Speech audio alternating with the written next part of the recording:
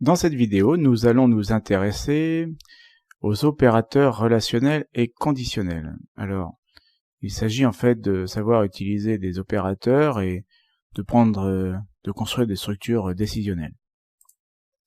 Donc, opérateur relationnel, opérateur conditionnel, nous allons donc voir de quoi il s'agit et comment donc les manipuler.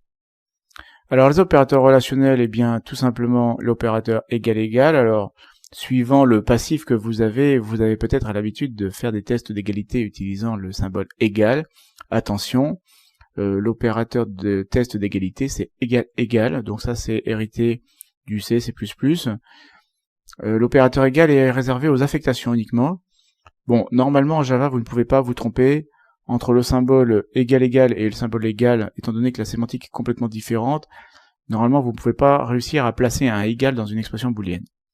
Le différent 2 se fait avec le point d'exclamation égal, donc autrement dit not égal, et non pas avec des plus petits que, plus grands que par exemple. L'opérateur plus petit que, plus grand que, inférieur ou égal, supérieur ou égal. Ces opérateurs vont vous permettre de construire des expressions qui sont évaluées à des booléens. Un booléen prend true ou false comme valeur. Ça s'applique à tous les types primitifs, ces opérateurs s'appliquent à tous les types primitifs, y compris les références. Alors, application au type primitif, je rappelle qu'en Java, il est interdit, il n'est pas possible, plus exactement, de surcharger les opérateurs pour des types complexes, autrement dit pour les classes, donc ces opérateurs ne s'appliqueront que aux types primitifs dans votre code. Ça s'applique aussi aux références, mais bien sûr pas aux objets, c'est-à-dire qu'avec l'opérateur égal-égal, ce que vous allez tester, c'est un test, vous allez faire un test physique, par exemple, entre les différentes références. Donc savoir si vous pointez vers le même objet, mais en aucun cas, il ne s'agit d'un test sémantique. Alors nous reviendrons sur cette délicate différence, en particulier en ce qui concerne les tests d'égalité sur les chaînes de caractères. Nous avons ensuite les opérateurs conditionnels. Alors les opérateurs conditionnels, donc, qui vous permettent de construire des conditions riches. Opérateur et se fait avec deux esperluettes, l'un derrière l'autre. Donc ça c'est l'opérateur et pour les conditions, condition 1 et condition 2. Donc ça se fait avec deux esperluettes.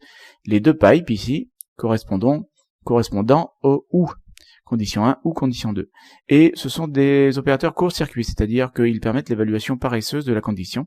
Si la première partie de la condition montre que on n'a pas besoin d'aller plus loin pour avoir le raisonnement, et bien on va pas plus loin. Les opérateurs et ou et not s'appliquent sur les bits d'un entier.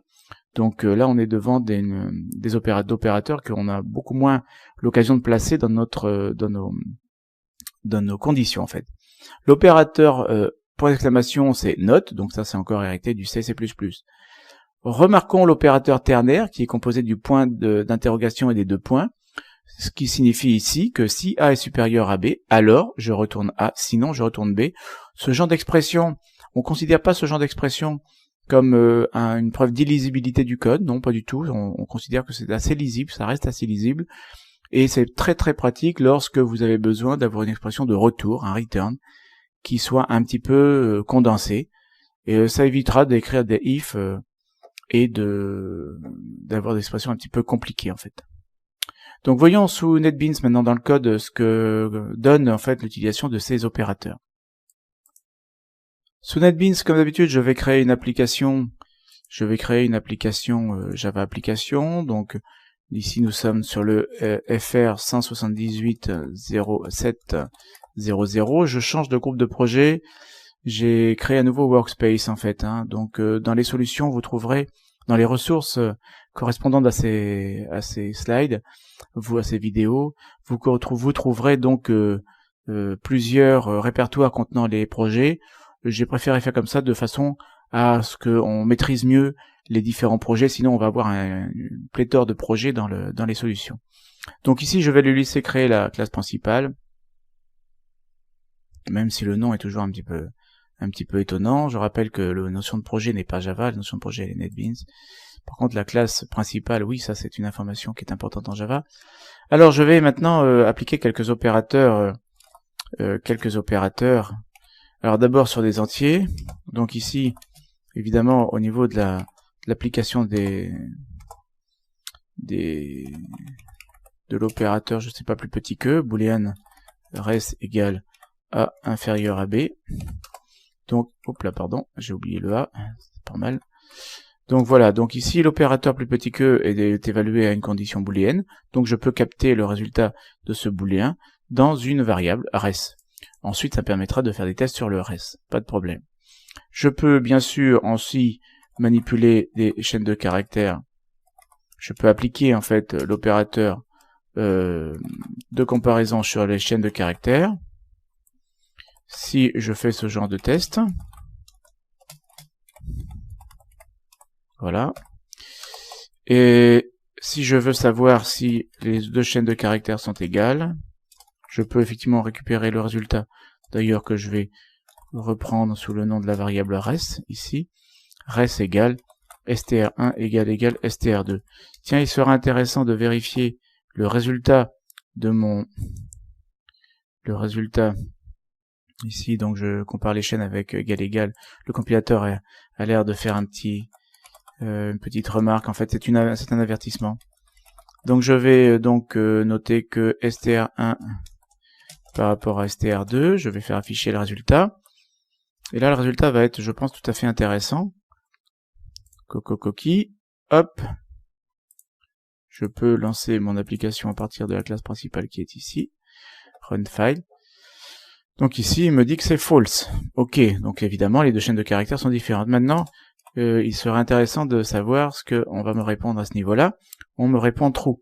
Alors évidemment, vous allez me dire, bah oui, rien d'étonnant, c'est bien Coco et Coco. Oui, ce qui est étonnant, c'est que string, je vous rappelle, est un objet. Alors nous allons reparler de ces tests d'égalité entre chaînes de caractères, parce que là, nous sommes quand même devant quelque chose d'assez remarquable. Pourquoi? Imaginons que vous créez votre voiture, une classe voiture, telle que je puisse créer donc voiture, là, ici, donc RCZ. Hop. Je crée une deuxième voiture que je référence par V2.